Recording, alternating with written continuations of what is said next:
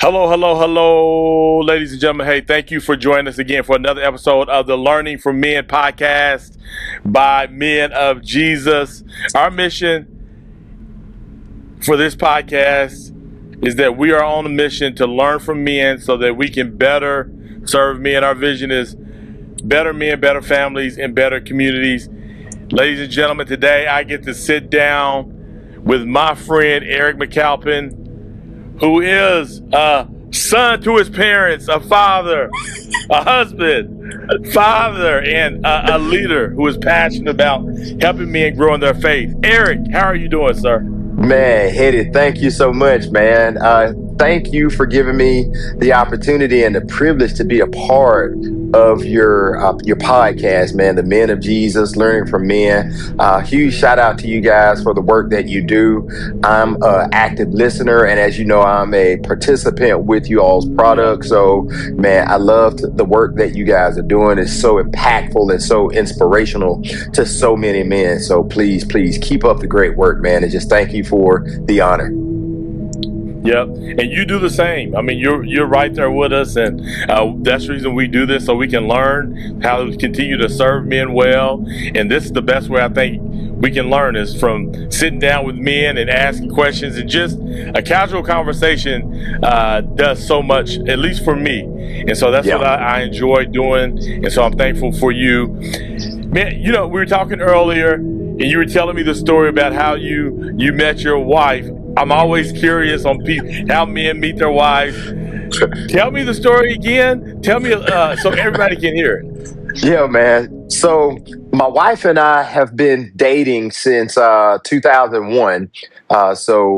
Over 25 years, and we've been married since 2006. So we've been married for 20 years. So when you think about how I met my wife, I was a college student. My wife's a couple of years older than me. So I was in the mall working at a jewelry store at the time. And I was actually cleaning the glass. As you can imagine, going into the jewelry store, everything has to shine, everything has to pop. And I overheard my wife talking to one of my coworkers. They were on the other side of the room, and I noticed her when she walked in. I was like, she was a very attractive young lady. And I heard her talking about how she celebrated her birthday the week before. And me, young man, no money, no game, I gave it the best shot that I could, man. So I ended up I walked out of the store, went over to the cookie store, bought a slice of cookie, went to the back of the jewelry store and blew up a balloon. And I told her happy birthday. I gave her my phone number at the time, and she called me. And we've been talking every day ever since. Now, I will say that my wife is a trooper because, Hetty, at the time, I was crazy, man. Let me tell you, I had just pledged. So I was young in the fraternity, still in college, and I was broke, man. And my wife has been there right beside me ever since then, man. And I tell her every day, thank you, man. Thank you for sticking with me. That is good. Bro, you talking about no game. You went and got a cookie, went in the back, got a balloon, came. I don't know if you get any more game than that. Like, what was she? She had to call you. Like, but you see these guys nowadays, man. Guys nowadays, they're singing, they're laying out rose petals and all of that stuff. I couldn't do it, man. I couldn't do it, man. I did the best that I could with what I had. Bro, I think you did a great job. You did a really good job, man. Tell me what it's like to be a father for you. Man, a father. So it's crazy, man. I always tell people when it comes down to be a father, a child has two parents, a mom and a dad. And it's funny with my daughter, Erin. Shout out to Erin Danielle. That's my heart, man. I love her to death, man. I love her to life. It's funny to see your child because you get to see the many versions of yourself reenacted. So again, I say you got two parents. So my wife, anytime my daughter does something that I know it's me, I look back and I say that, hey, that's me right there. I know where she's getting it from, where she's doing it. And it's just funny to see how I was behaving and how my parents will respond. And it's funny to see how my wife responds to my daughter. My wife and my mother-in-law always talks about how that's how you used to be as a child. And again, growing up in the 80s, 90s, we had the video cameras, the camcorders, and all the pictures. So I go back and watch some of the videos, the home videos that we did, and I see myself, and I turn around and see my daughter with the same energy, same personality, and all of that type of stuff. And I just smile and shake my head. Sometimes I have to go to the other room and laugh, man, because I'm like, that's me. Yeah, yeah, yeah. Sorry, just a girl dad. Do you have son, or is it just the one? Just a girl dad, man. I'm just a girl Okay. dad. Yeah, I'm a girl dad. What tip would you give a girl dad out there? Maybe just starting out. So the number one thing I would tell a girl dad, man. So I'm the last of seven. So I'm the last of seven. So I've got three sisters and three brothers. And I learned the ultimate role of a girl dad from watching my dad. My dad was a Girl Scout dad. So my sisters were in Girl Scouts. And the only thing that I would always see with my dad was his presence. So when my sisters were in Girl Scouts and they were taking their summer trips, my dad would drive the van. When they have their meetings, my dad would chauffeur them around. So I mimicked the behaviors that my father demonstrated to me by being present.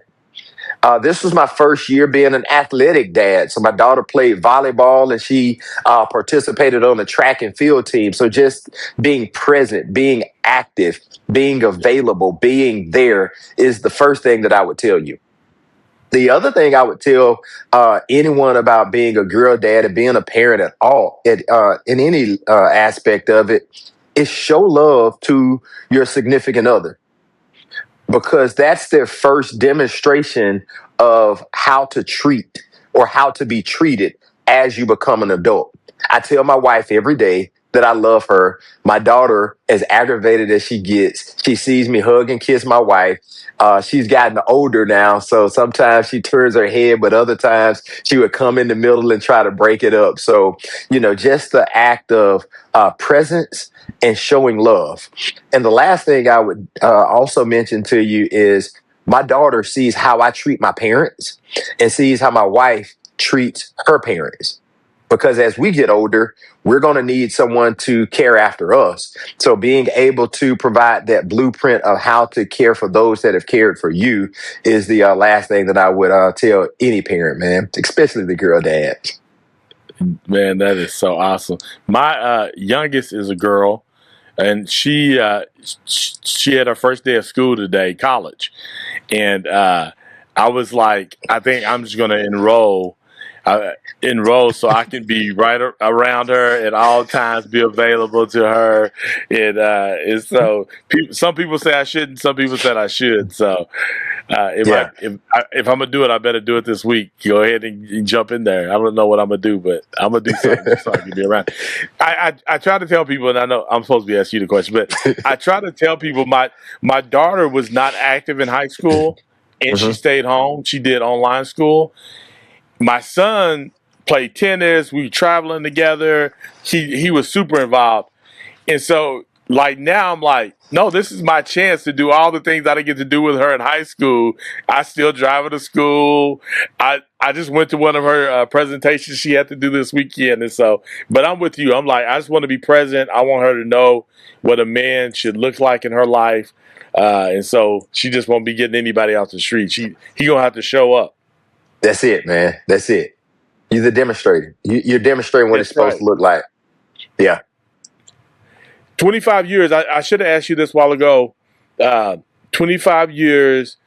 What can you share with us to make it last 25 years? So for a young husband out there, or a man looking to get married, every month on the round table, I'm always asking what's something you did for your wife, because I want the single men to learn, but share with us 25 years. Yeah, man. So of course, naturally all things point to God, man. You have to make sure that you first seek God, and then God will send someone to you. So you have to keep God's, in the center of everything that you do. My wife and I, we pray together consistently. We pray with my daughter consistently. But when it comes to the operations of our marriage, man, we've learned to just have very open, transparent conversations. Sometimes the conversations are not easy, but we have learned to open up and have conversations about things, about life, about, my direction that I'm going in my career, the time that you have to do things, activities with your other family members, any of your extracurricular activities that you have. But make sure you have to prioritize each other. I've learned my wife, and my wife has learned me. And a lot of times, they say opposites attract, and that's exactly how my wife and I are. I'm a very outgoing, extroverted person. My wife is, she's outgoing with the people that she knows, but she can be a homebody. She doesn't have to be the life of the party. And we've learned how to allow each other to have our space. We learn how to allow each other to operate and to give each other boundaries, engage when we need to, but also just to, she allows me the own time to, hey, if I need to go out, I don't party, hang out, or anything like that. But I'm involved, actively involved with different things within the community. So if I have to go to do things like that to feed my soul, to feed my spirit, she allows me to do that. But there's also times that, hey, I know that I need to sit back, wind it down, and we just sit at home and watch the television. And that's what we do. And we sit there and look in each other's face. And every day we talk about our days, man. And we learn how to unwind and just allow just open communication. One of the things, Hetty, that I've learned, and this wasn't always easy.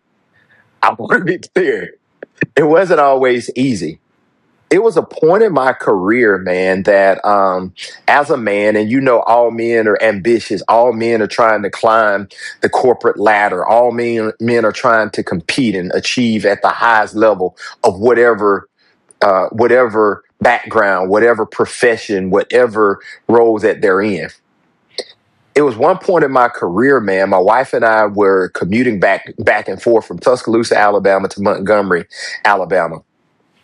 And that's, if anyone knows about that commute, it's about 100 miles. So it's about 145 minutes one direction. So I had an opportunity to get promoted on my job. I moved to Montgomery, Alabama. My wife and I would commute down on Sundays. She would come back on Wednesdays, and I would come back on Fridays. But during that time, I was working. I would go to work and work out in the afternoon. And I would go to work out in the afternoon. And then by the time I get home, it's time to eat, go to bed. My wife politely came to me one day and she said, "Why am I here?" I was like, "What do you mean? Why am I here? I just described to you heading my day. I get up in the morning, go to work out, go eat, and go to bed. There's no quality time." Mm-hmm. But if I can speak to the women that are out there that are listening to us, here's what my wife did for me. She didn't argue. She offered a recommendation for me. Mm-hmm. She knew I was committed to my fitness routine. And she said, "Hey, Eric, why don't you consider working out in the morning?" I was like, okay. I gave it a shot. And ever since 2012, I've been working out at 5 a.m. in the morning every day. So I go work out in the morning, go to work, and then I'm at home and I have family time. I have quality time. I have time for life in the afternoon. Your question asked was, what would I recommend for any man that's out there in a relationship, is to have open, honest, transparent conversations, but be willing to listen. Be willing to listen. Yeah, that's good. That's good. Yeah, I teach relationship class. I've been teaching them for many years now. And one of the key things that we teach is communication. And a big part of communication is the listening piece. And sometimes that's the hardest for people to do. So, yeah. Well, that's great, man. And I love it. It feels like y'all have I think friendship is really important. Earlier, you said you've been dating for 25 years. And Yeah. that speaks to me like there's a friendship there. There's this Yep. camaraderie. We hang out. We cool. And I really appreciate that. And I feel like I can really hear that through you. Now, you talked a little bit about the work you do. Can you tell us a little bit about your job and even in that, can you talk about why it's important for men to have a job? I mean, I think it's kind of like we know why it's important, but sometimes I think it's just good to speak to that. Yeah, man. So this year I'll be celebrating 21 years working for a Fortune 500 company. Today I'm a regional corporate government sales representative, corporate account for a major corporation.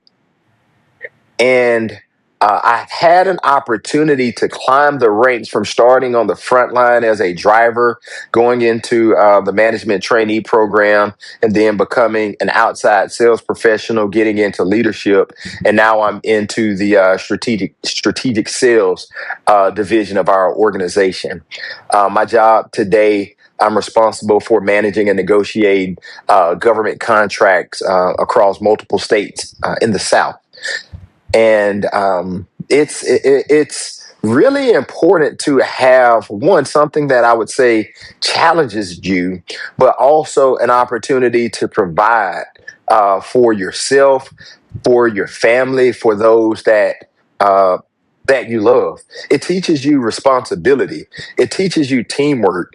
It teaches you accountability, man. So there's so many different reasons I think, man, it's important for you to have a job. And my parents were, the greatest demonstrators having a job, but not only having a job, but having a career, having something that they stuck with. I think my mom retired from the same job and my dad retired from the same job after 42 and 37 years, respectfully.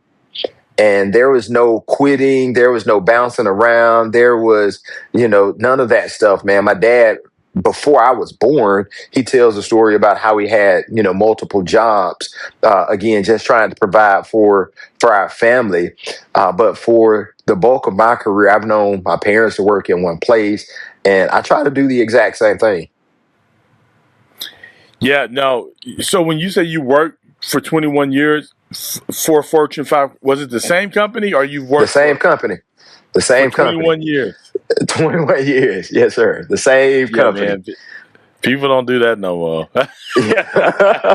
Now, I will say this, though. I will say this. I am blessed because the company that I work for is so large that I'm able to change careers without changing companies. Since I've been with the company, I've moved around. I lived in 3 different places. I've had about 7 different jobs within the company. So I've had the opportunity to get different responsibilities, to have different opportunities, to keep it fresh. And I will say, man, I thank God and I'm blessed for the company, for the career that I have. I don't covet, but I'm thankful for the awesome opportunity that I have because some people don't have that privilege, man. And I know that God has truly blessed me and blessed my life.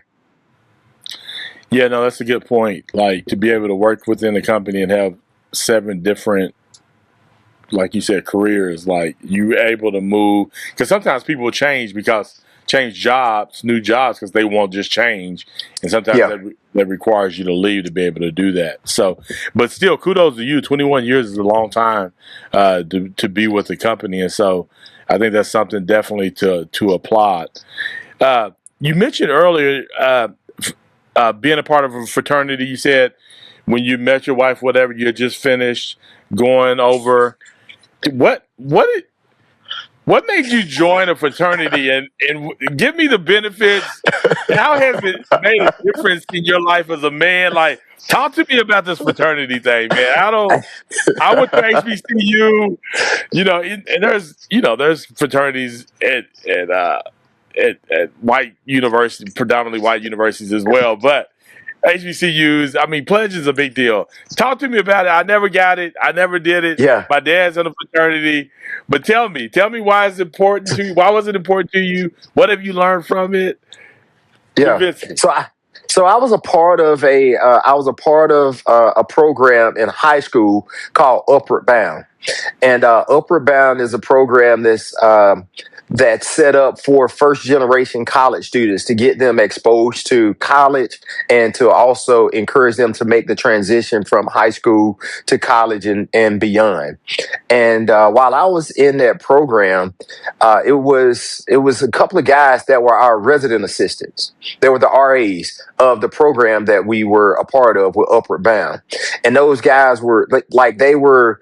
They were some straight up stand up guys. And I really looked up to them because they were like big brothers. They were mentors and they taught us principles.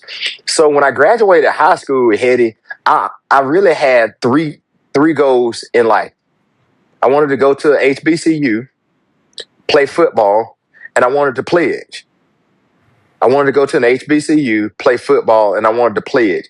I pledged Alpha Phi Alpha Fraternity Incorporated, the greatest fraternity of all times. So if anyone out there is listening to that right there, shout out to all the brothers of Alpha Phi Alpha Fraternity Incorporated.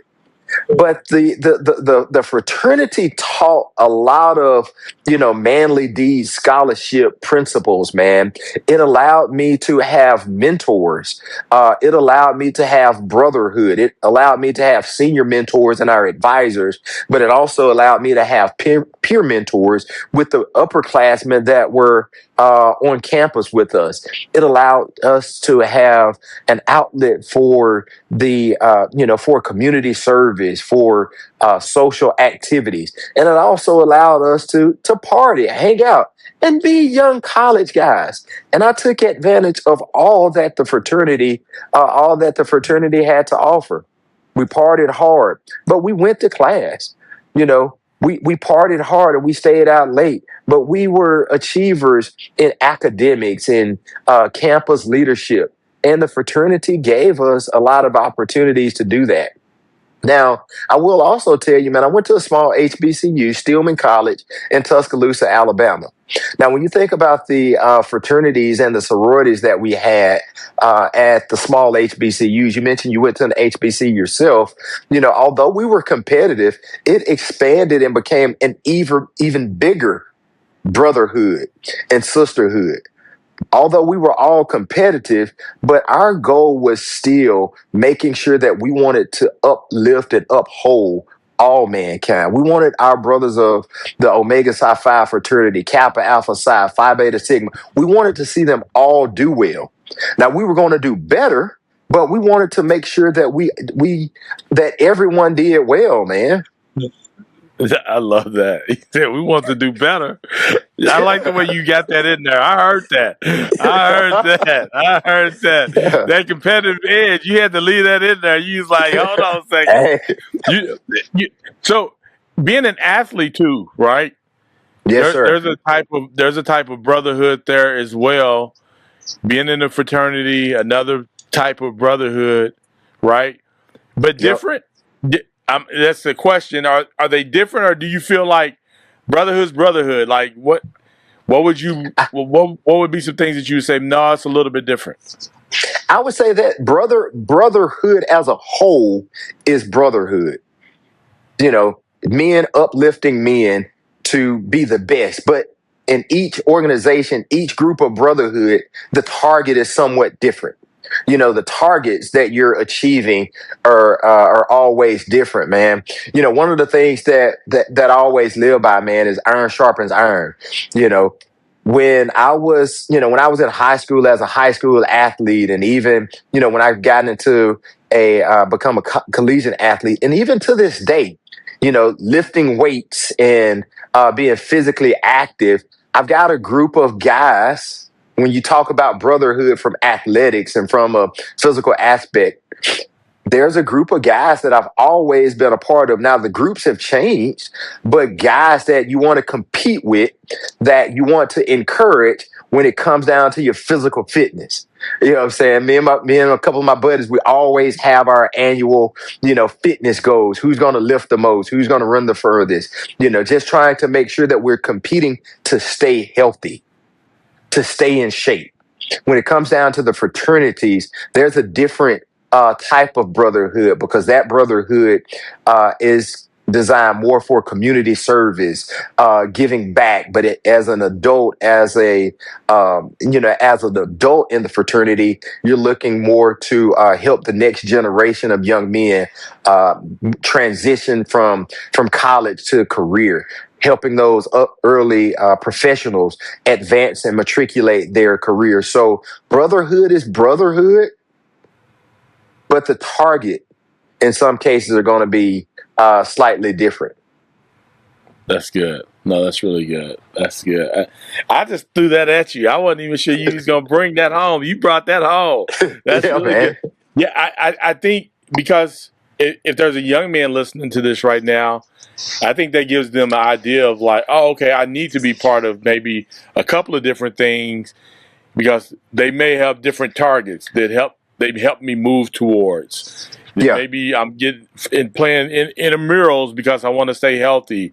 I'm in a fraternity because I want to serve and I want to be able to be encouraged by other brothers to do those things. And so that's really good.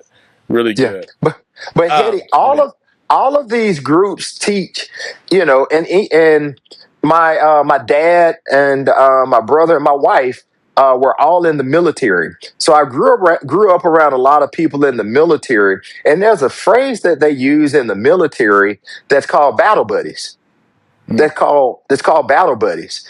And being in a group, being in a brotherhood, whether it's your blood brother, whether it's your neighborhood, whether it's your brothers at your church or whatever that is, that brotherhood teaches you and allows you to have community. It allows you to have accountability. It allows you to have fellowship. Because when the days get heavy, when the time gets hard, you have someone that you can truly lean and depend on.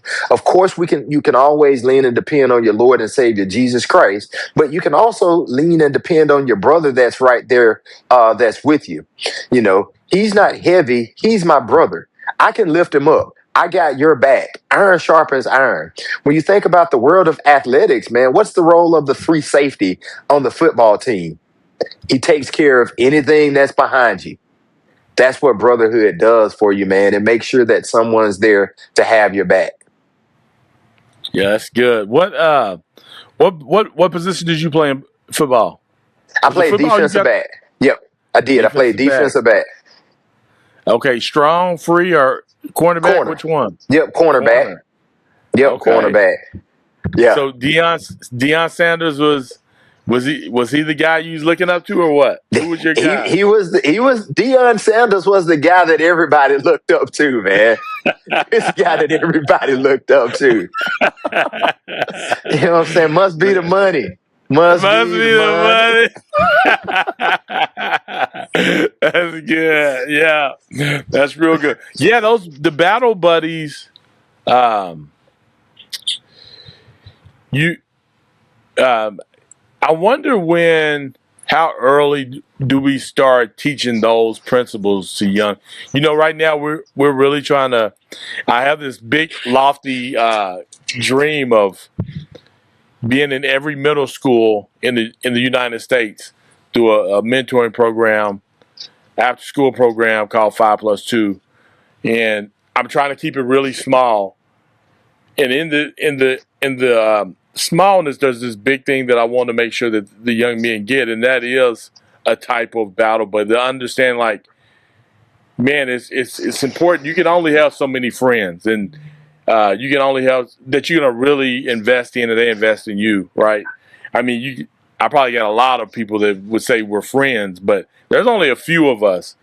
But it's so important to be able to get that morning workout buddy, or get that go for a run buddy, or who is your ideal buddy. Like, speak to, like, when do you see that being something that we start teaching young men to have in their lives? I think it's always been there, but you don't know how to utilize it. Mm. It's always there, but we as men, we don't understand the holistic application of a battle buddy, of an accountability partner. I'll give you a story, Eddie. So when I was a sophomore in high school, there was two guys that were on our high school football team. They were both seniors. Kelf Bailey, who went on to be a parade All American, parade high school All American, and ended up being a defensive back for the University of Alabama, and Herman Bell. Herman Bell went on to be a running back for Jacksonville State Gamecocks in Jacksonville, Alabama. In their senior year, they were both lined up on the track, and they were, both being heavily recruited. And the coach would come out there and watch. The coach would come out there and clock them during their 40s. But guess what? Everybody would crowd around because these were the two fastest guys on the team. One day Kelf would win. One day Herman would win. One day Kelf would win. One day Herman would win, because they knew that the next day I needed to beat this guy. But their competitive nature forced them to get better. There's guys that you grew up with, whether you're playing basketball, Boy Scouts, football, that you have competed with. It was myself and Mike Jones. We were in the weight room. We were lifting. Every day together in high school, and I wanted him to get stronger, and he wanted me to get stronger. Well, fast forward, adulthood teaches us isolation. Handle it yourself. Don't tell nobody your problems. You better handle it. You better deal with it. Toughen up. But if I take those same principles that I saw with Herman Bell and Kelf Bailey actively competing in the sport of speed, then I apply that to life. I apply that to manhood. I should have somebody that is helping me get better with becoming a father, with becoming a husband, with becoming a child, with becoming a son of God, with whatever active profession that we have. It's something that's instilled in us, that's given to us, that's demonstrated to us at an early age. But I think that we never allow that iron sharpening of iron to develop. We say it, but we never let it develop from a child. That's good. Yeah, that's really good. What is that? Because I'm thinking about you being on your job 21 years. I think now you're into sales. What is it with these same type of? Do you apply this to your job? Absolutely. Like as a salesperson, your training. What does that look like? Absolutely. Because so in sales is very similar to sports, where we have a scoreboard every day. In sales, you have a scoreboard every day, right? We're stack ranked. We're stack ranked on a daily, weekly, monthly, quarterly, annual basis when it comes down to being able to produce revenue.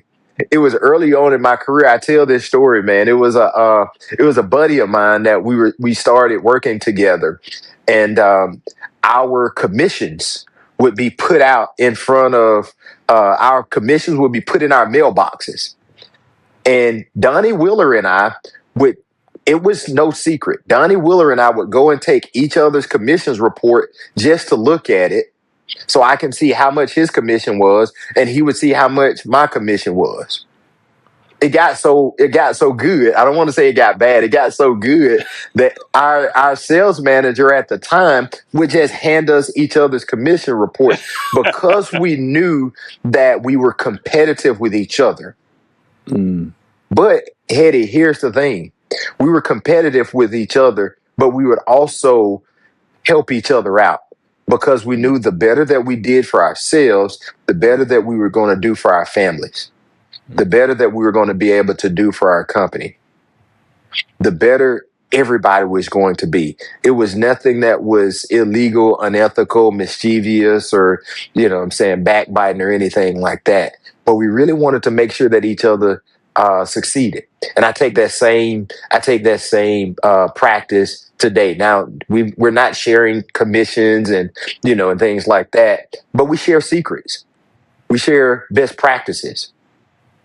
And when you think about it, Headed, man, it's the same thing that you can do as a father.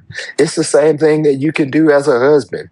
Man, you can go and catch some of the older guys. I'm sure in your community, there is a coffee shop or, a breakfast spot that all the old men go together and they exchange war stories.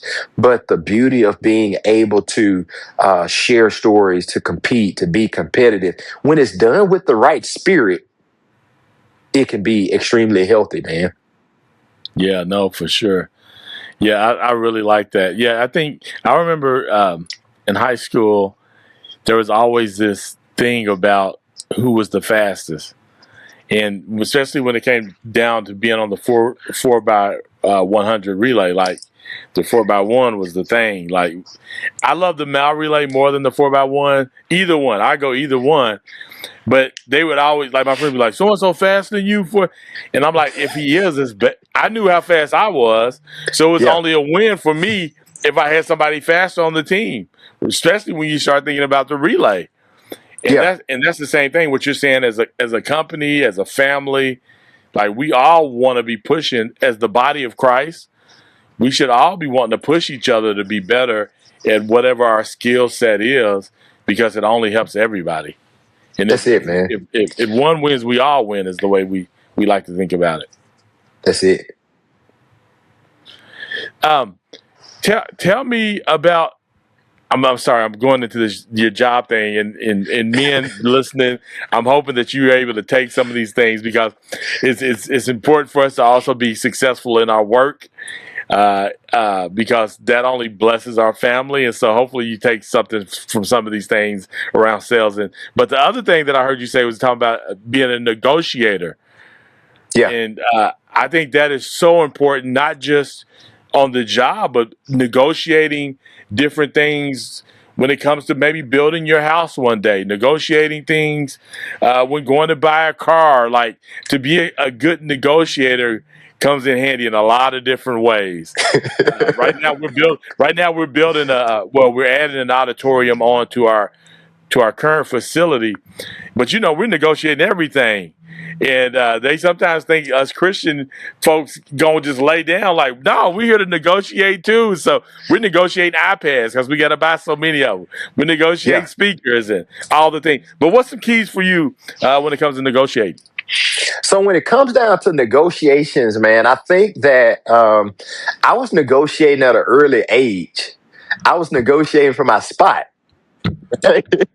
You remember I told you, man, I'm the youngest of seven.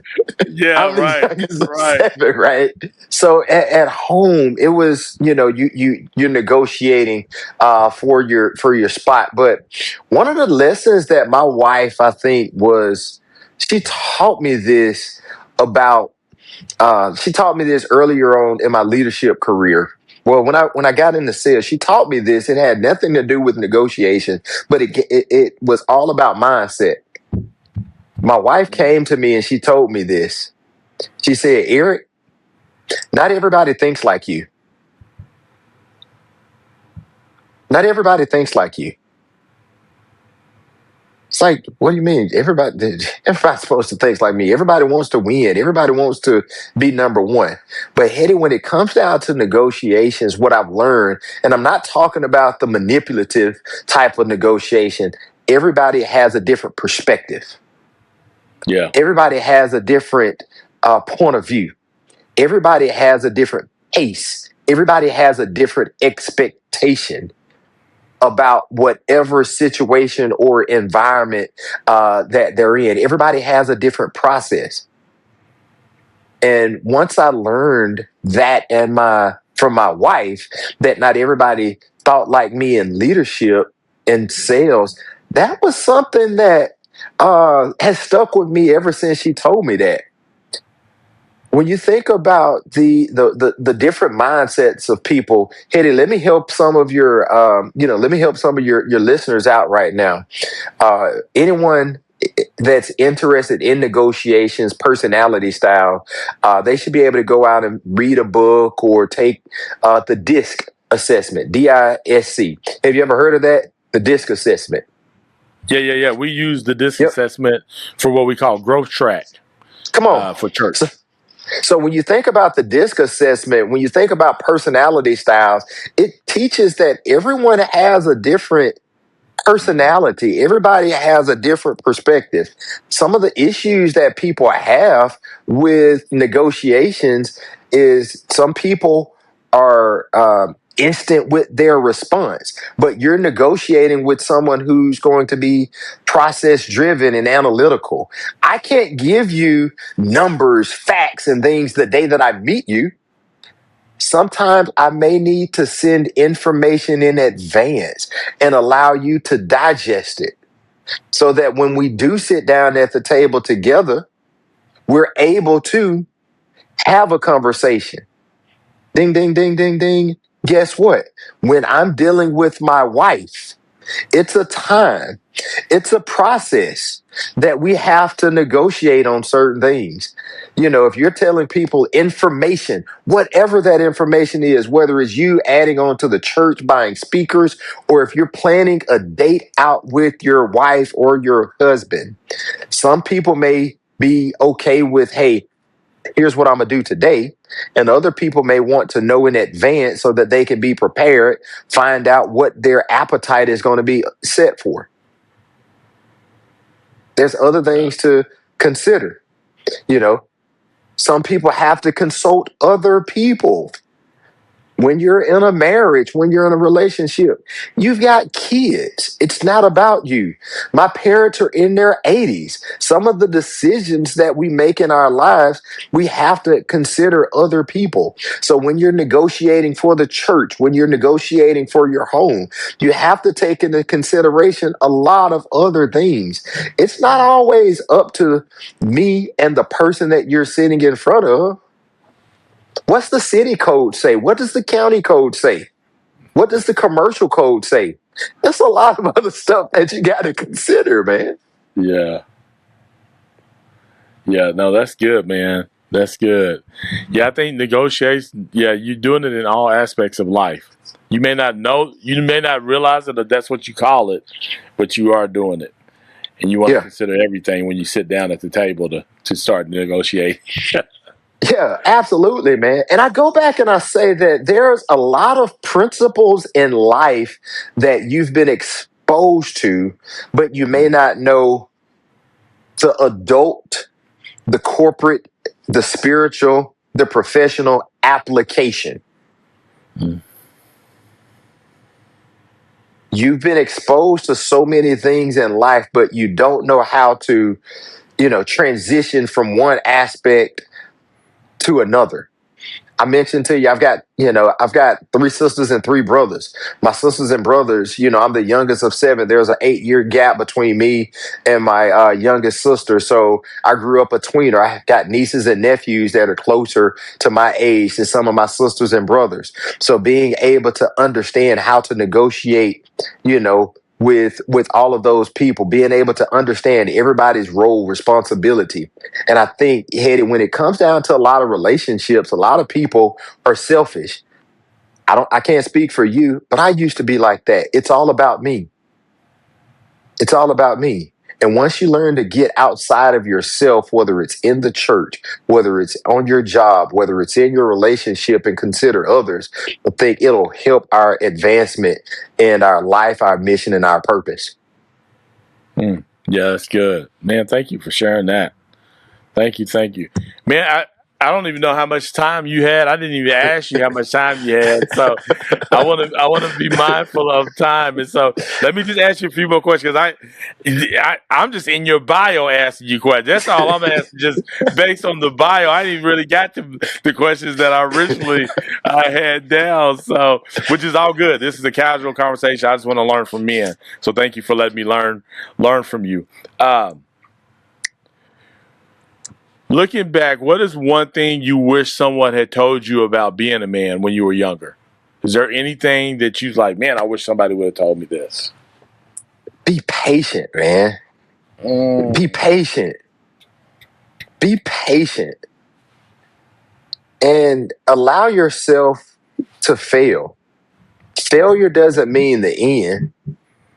Failure is just an opportunity for you to, start over and learn. But be patient, man. When you're a young person, man, you're trying to do everything so fast. You're trying to get your driver's license so fast. You're trying to get out of high school. You're trying to get out of your parents' house. You're trying to rush to everything, man. Slow down. Be patient. Enjoy the moment. Yeah, that's good. That's good. Yeah. Man, patience is a virtue, is what they say. It's so true. Yeah. Who was who was a man that you would say you looked up to growing up, and what was the biggest thing you learned from him? And you can go dad. I know your dad meant a lot to you, but is there another man, if you want to go dad and then another man? Because I want men to understand, like, you can go outside your circle of influence sometimes that's natural to you to begin to let other men invest in you. Is there anybody for you? Absolutely, man. So some two of the key men in my life, from birth and even to this day, was my dad. One was my dad, and the biggest thing that I've learned from my dad was just the power of presence. My dad was always there with me. Eddie. Now, my dad and I, we didn't have that casual, what I'm saying, he's trying to be cool type of relationship. My dad was a very stern and respectful man. But I had to set that up, right? So when I tell you this, but my dad was always present. So when I played ball in high school, what I'm saying, when I didn't become a starter until my senior year, but my sophomore and junior year, my dad was there. We would look back at practice. He was at practice. We would go to the games. I would look up in the stands, and my dad and my entire family were there. My mom and my sisters were there. When I go to college, guess what? My dad's at practice when I was in college. When I pledged the fraternity and we're going to parties, guess who's out in the parking lot? My dad. So as I've gotten older, I've always known that my dad was there, but he set a standard for me of being respectful. He set a standard for me of, being honest. He set a standard for me of, of manhood. And today, you have the angel and the devil over your shoulder. I just got one person, and that's my dad. I always ask myself, man, is what I'm doing today going to make my dad proud? Is what I'm doing today going to make my dad proud? And it's simply because of his presence, because he's always invested in me and he's always been there for me. And now as I've become an adult, I'm trying to give him a return on his investment to let him see, hey, Dad, this is what you've done for me. I could never pay you back. But hey, let me pay you back with the work that I've done, with the reputation that I've built, and the name and the brand that I'm building for myself. So when you show up somewhere, you'll be able to tell someone that that's your son. So it's my dad. The other person that I have to say that's always been there for me, he's my pastor now, but before he was my pastor, he was a deacon at the church, but he was also he was also a leader in our community, and that's today my pastor, David Gay Jr. He was a leader in the community. And he was always seen as a bright star. And Hetty, as a young man growing up in the church and following him in the community, he would always tell me, Eric, come go with me. Come go with me. He was the CEO of the state's largest mental health institution. Ironically, it was the same place that both my parents used to work. So I had, I've had a lot of interactions with him. But as he was progressing and he was going to different places in the community, he was always telling me, "Hey, Eric, come go with me." And some of the rooms that he would let me get in as a young man, some of the things that he would let me be exposed to as a young man, set a standard for me. And now, as I've gotten older, and now that I think I'm becoming a name and a model student, a model citizen in the community. Having a long-term career on my job, I try to do those exact same things to so many other people. As I have my own level of success, I'm not going by myself. I'm always, always, always trying to take someone with me. That's good. That journey of taking somebody with you, that's not an easy journey. That's super. You got to be super intentional about that. You got to have wisdom on which rooms you can take them in and things of that nature. But I guess you have seen this modeled by your pastor. What's been like some of the big surprises for you, or maybe some of the challenges you had to overcome to start implementing that into your life, as far as bringing somebody along with you, investing in those people? Because I know you One have a of the heart for that. Yeah, one of the challenges that I would say is not everybody's ready for every room. But the other part that I've learned, man, is exposure equals expansion, man. A lot of times you are a lot better than what you believe that you are, but no one has ever exposed you to that next level. No one has ever given you the opportunity to go to that next level. No one has ever given you that opportunity to go to that silver spoon dinner. No one has ever given you the opportunity to lead the team. And I think a lot of people are so, it's so hard for people to get out of their comfort zone. It's hard for people to get out of their comfort zone, man, because we're comfortable with our family and our friends. We're comfortable with our community. We're comfortable with the known, but the unknown is extremely uncomfortable. But if you're willing to make that ultimate jump, if you're willing to get out there and see how good you really are, man, Hetty, I've been surprised of the amount of people, both in my community and on my job, that with the right connections and with the right exposure, their careers, their lives have been able to be elevated. But it's so good when someone believes in you before you believe in yourself. Yeah. No, that's good. Yeah, there's nothing like believing in people, Yeah. and doing it with your actions and not just with your words. Yeah, man. Two more questions. When life gets hard, what are the spiritual tools or habits that actually help you get through it? What are the spiritual tools that help me Tools get or through? habits? Well, I'll give you Yeah. the tools and habits. One of the things that I do, man, and I talked about this from growing up in my days in high school, and I still do it today, is working out, exercising. Fitness is one of those things that allows me to mentally prepare and prep, my life, my day, prioritize and organize my day. It allows me to blow off steam, but it also allows me to prepare. And today I have the luxury of mixing my physical fitness and my spirituality together. Today, I work out by myself. I go to a public facility to work out. So I'm in a community, but I work out by myself. But when I'm working out by myself, man, I'm listening to spiritual and uplifting music.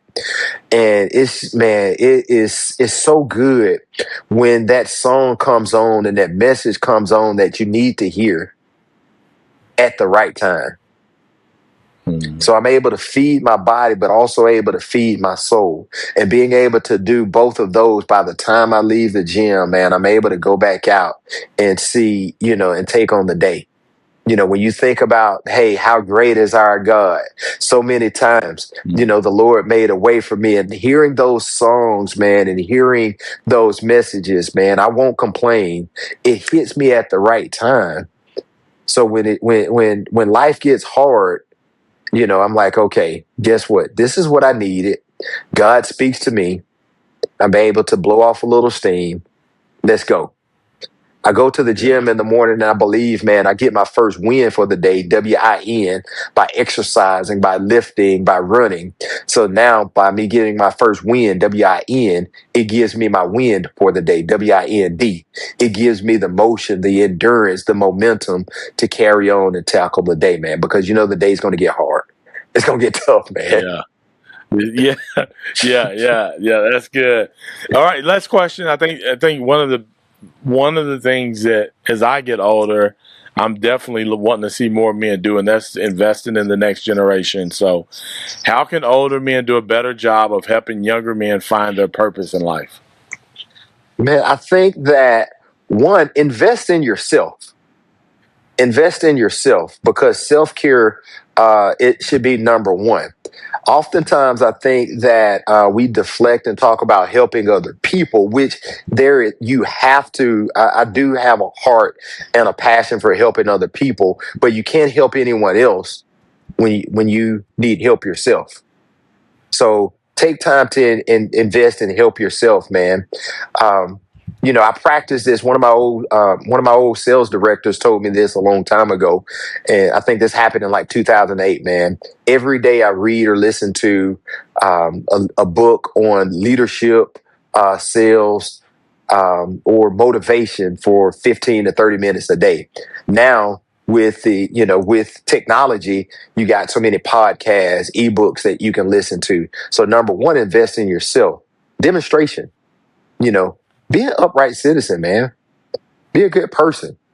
But also invite people into your space. Give people access and opportunity, man.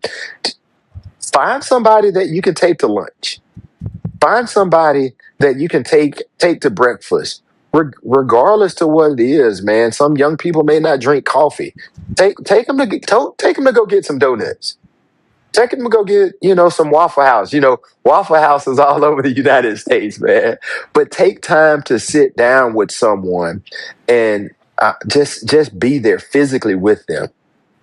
When was the last time you told somebody, I believe in you, I care about you, and I love you? Being willing to show emotions to other people, because, man, some people just need to know that someone believes in them. Someone needs to know that somebody loves them. But sometimes you also need to know that, guess what? At the end of the day, life's going to be all right. Yeah. That's good, man. It's so you didn't drop so much on us tonight, man. I can't wait to just cut this up. These is just gonna be a whole bunch of reels. You know what I'm saying? With so many get nuggets in. Eric, I appreciate you sharing your story, sharing your life lessons, sharing your how tos to be who you've become, and I hope people listen and are able to take some things away from this. You have any final closing thoughts? Man, I just thank you for the opportunity, man, for being able to share who I am. Life hasn't been easy. Life hasn't been, what I'm saying, a smooth road. But what I've learned is that, God give his strongest test to his strongest people. Anytime the problem that I deal with in life seems really hard, anytime the problem in my life and the weight of the world is on my shoulder, it gets really heavy. It's simply God saying to me that, hey, I've given you the strength to deal with this. I got your back. He's going to be there with us. So no matter what it is that your listeners are dealing with in life, no matter what your listeners are going through in life, no matter how hard it is, if you look up, God got your back, man. God's got you. Thank you, Hetty. That's good. That's good. That's good. Thank you again, Eric. And ladies and gentlemen, thank you all for hitting that play button for another episode of Learning from Men podcast by Men of Jesus. Hey, check out mojesus.org to learn more about Men of Jesus and the work that we're doing. And Eric, website, where can people find more of you? Give us that, and we'll also put it in the show notes, but where can people find you? Man, you can just find me on Facebook, LinkedIn, Eric McCalpine, but you can also check me out as a co-host on the Tony Dixon and Friends podcast, where it's three guys, Eric McCalpine, Tony Dixon, and Kelf Bailey, having open, honest conversations about, breaking the mental glass ceilings in your life. So the Tony Dixon and Friends podcast is on all major platforms. Awesome. And that's on YouTube as well, right? Yes, sir. Gotcha. Yeah, go check it out. I'm actually looking at their YouTube right now, Tony Dixon and Friends podcast. So go check them out. Go like and subscribe and do all the things. Share some of the episodes as well. Thank you again. God loves you. Go win, good people.